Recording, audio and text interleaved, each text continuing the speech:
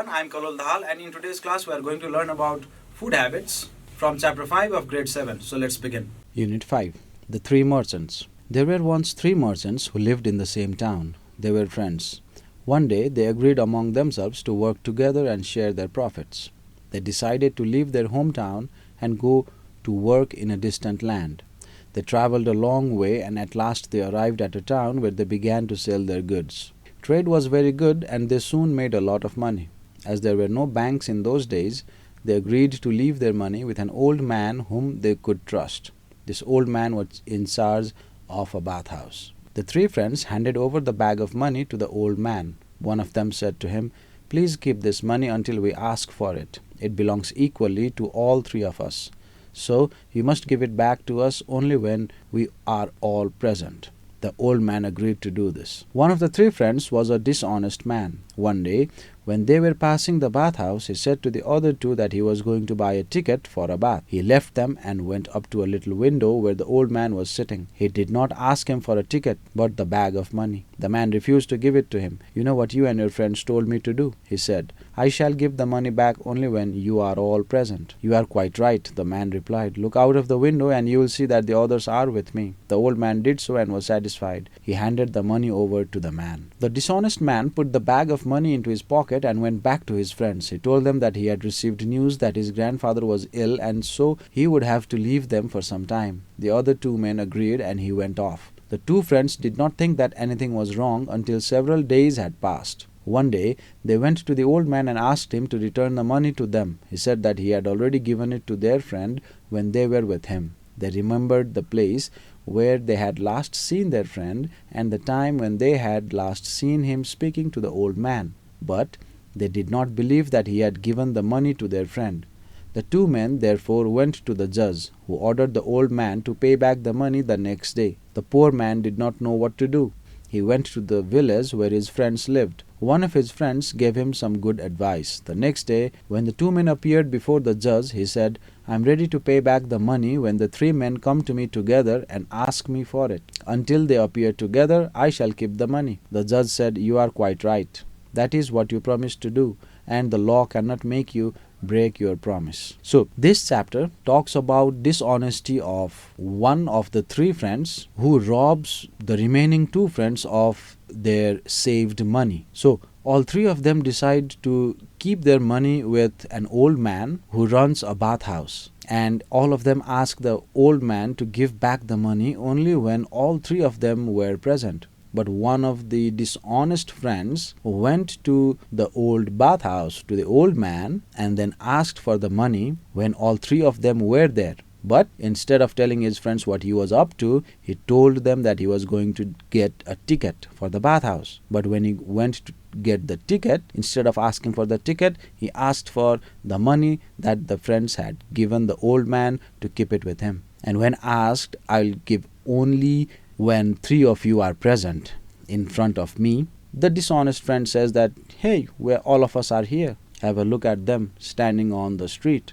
And then he sees them, so he gives them. He gives him the money. After he gives him the money, the dishonest friend goes away with some excuses. And when the remaining two friends go to the judge with this thing, with the same incident, whatever happened, the old man was ordered by the judge to pay those two friends the money. But the old man was not that rich to give the money that he did not have. So he was given an advice by one of his friends, and the next day when he goes to the courthouse, he informs the judge that he is going to give the money, but only when all three of them are present. See, this way he used his brain, he used his mind to get out of the problem that he had. He did not cry, he did not run wild, he did not commit any kind of illegal things. He simply used his brain and then got out of that situation. That is what this chapter teaches us. Now, I believe you would be able to do the exercises over here.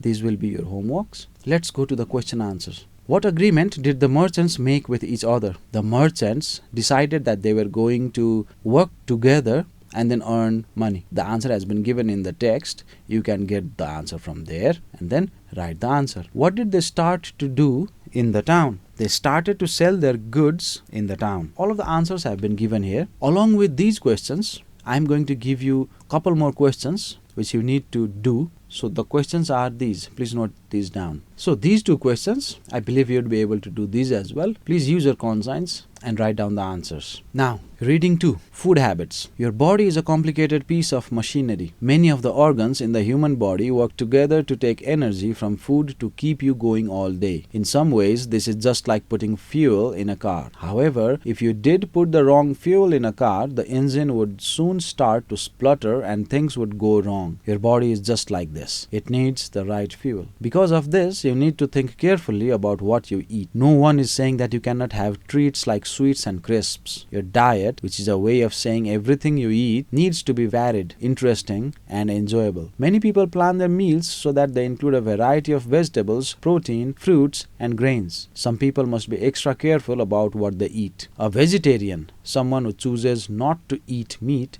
may have to find ways to replace meat with another source of protein. All of us need a balanced diet to keep us healthy. We need the right fuel to keep us going throughout the day, just like a car. All living things eat and all living things excrete. You only get one body, so it is important to take some control over what happens to it. Fuel it up properly, exercise it, and try to lead a balanced and healthy life. So this chapter talks about the importance of healthy food or the habit of ours in having the food. The text also compares our habit of eating with the fuel in the car. As a car needs fuel to run, we need food for our body to function properly. Every living being, they take food and then they excrete. That is a completely natural process of living. So this text only talks about these things. Now, let's go for the word meanings. Not easy to understand, analyze. Beginning with C. Complicated. To make a soft spitting noise. Splutter. Very surprising. The answer for this should be amazing, but the word is not given in the text. So simply let's write amazing. Someone who does not eat meat. Vegetarian. Discharge as waste, excrete. Now, the questions have been given here. The answers are given in the text. I believe you would be able to do that. Okay, so along with these questions, these question answers, here are 2 more questions. You're supposed to be doing that. So with that, we come to the end of the class today. How did you find today's class? If you have any suggestions or advices, you know where to get back to us. It is learning@dearwalk.edu.np. So until next class, goodbye and have fun.